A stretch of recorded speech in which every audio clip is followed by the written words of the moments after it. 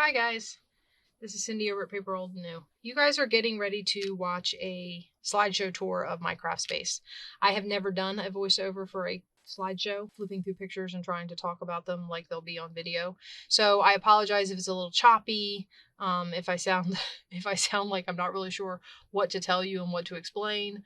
I hope you enjoy this little tour just to get to know me and where I work, and that you'll stop back in after this for more show and tell type videos. So without further ado, here's the slideshow. I was just getting ready to organize some more ephemera, and I thought that I would take you on a little slideshow of my craft space.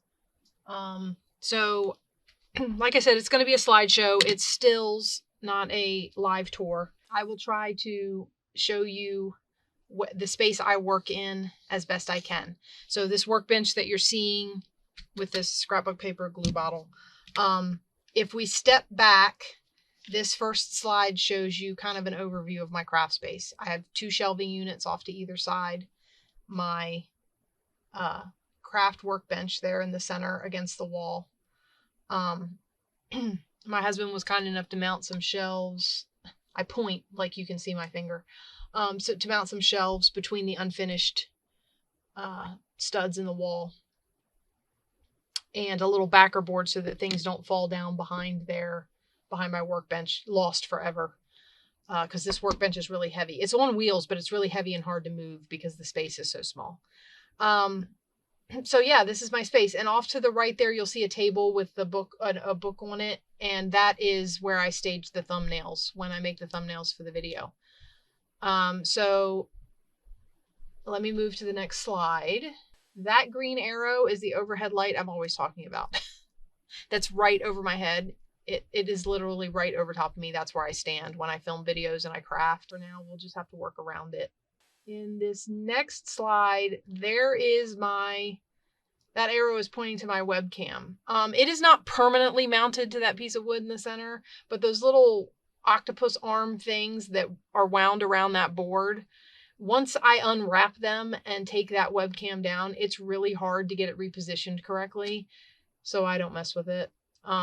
We'll see in the future if I find a way to come along with me live videos. Okay, this next set of slides is facing the main craft space. This is to the excuse me, to the left side is my shelving unit. Down there on the bottom, you'll see where I have stamps and stuff, and just miscellaneous boxes of stickers and whatever.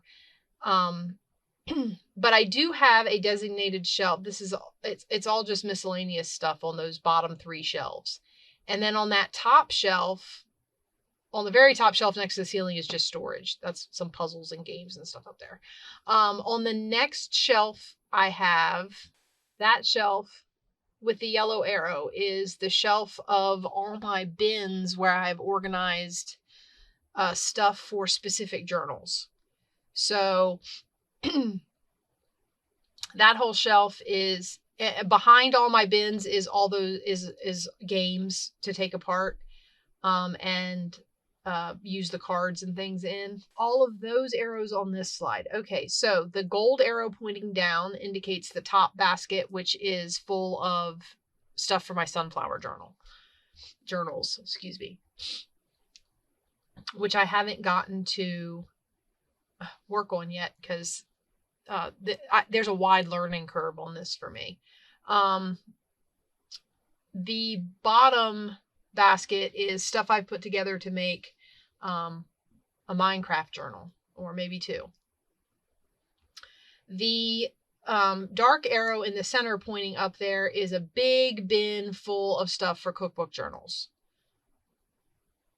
The light blue arrow is all my quilting journal stuff, and the pink arrow is pointing to a bin in the center of that stack of little bins, and it's got stuff in it for a Paris journal and or a Paris scrapbook, because I do still scrapbook. So that's what those arrows are indicating.